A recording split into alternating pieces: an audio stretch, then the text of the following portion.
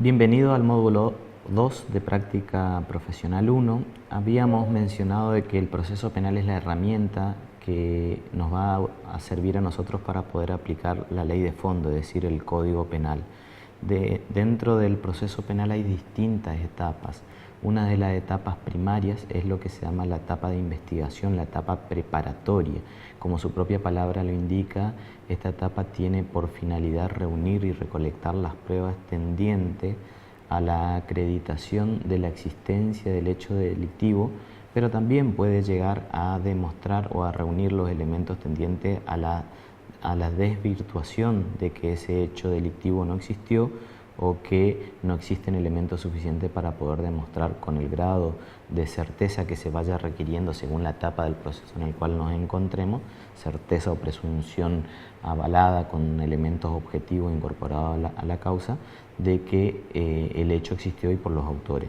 Básicamente el objetivo del proceso penal es poder determinar la existencia o inexistencia de un hecho de carácter delictivo, además de que el hecho haya existido, también demostrar quiénes fueron los autores de este hecho o los partícipes, es decir, quién fue instigador, quién fue cómplice primario, cómplice secundario, o si han existido encubridores de estos delitos. O sea, un objeto central del delito es determinar la existencia del hecho, quiénes fueron los que intervinieron, y además de ello también es poder determinar cuál es el perjuicio, la cantidad de daño que ha ocasionado el hecho que se está investigando. Esto es más allá de que pueda existir o no dentro del proceso penal uno de los sujetos no esenciales, por ejemplo, como es el actor civil. Independientemente de esto, el proceso penal tiende a demostrar cuál fue la cuantía del daño del hecho para poder también merituar posteriormente cuál es el quantum punitivo que merece el sujeto en el caso puntual. Esto va a llevar a que uno de los fines del proceso penal también sea tratar de impedir que la comisión de un presunto hecho delictivo, de un hecho delictivo que se está investigando, no continúe llevando adelante las consecuencias del mismo y reunir todas las pruebas útiles tendientes a acreditar la existencia o inexistencia del hecho, como habíamos mencionado. La herramienta central para poder determinar o desvirtuar la existencia del hecho, lógicamente, va a ser la prueba. Y la prueba van a ser todos aquellos datos objetivos que se puedan incorporar dentro del proceso penal que lleven a la determinación y o inexistencia respecto a este hecho. ¿Qué pruebas se pueden utilizar dentro del proceso penal? Se dice que uno de los principios centrales en práctica profesional es la libertad probatoria. Es decir, que todo se puede probar mediante cualquier medio probatorio siempre y cuando sea lícito. Lo que no es tolerado dentro de nuestra materia es que se utilicen medios ilegales para la obtención de las pruebas.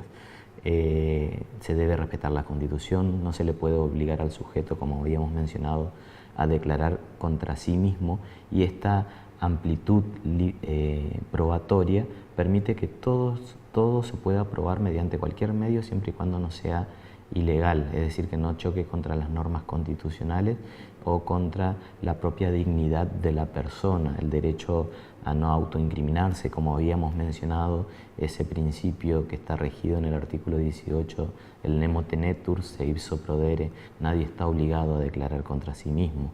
Ese derecho, ese es un vallador que tiene nuestra Constitución.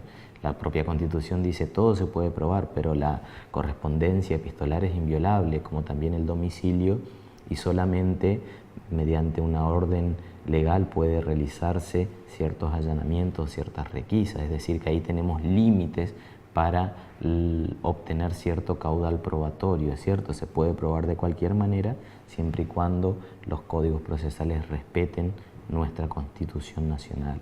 Esta libertad probatoria también va a llevar a que a quién pertenece la prueba. En realidad la prueba no pertenece a nadie, sino que pertenece al proceso. Esto es la comunidad de la prueba. Las pruebas que son incorporadas, independientemente que sea aportada por el acusador, por la defensa, pertenece al proceso penal y es esta herramienta, este objeto que va a determinar la utilización por parte del juez para dirimir este conflicto entre las partes intervinientes, llámese el acusador o llámese el defensor, en este caso puntual, o el imputado con su defensor, para poder desvirtuar la existencia del hecho. ¿Cómo desvirtúo la existencia del hecho? Con las pruebas que me valgo yo dentro del proceso. ¿Cómo acredito yo la existencia del hecho?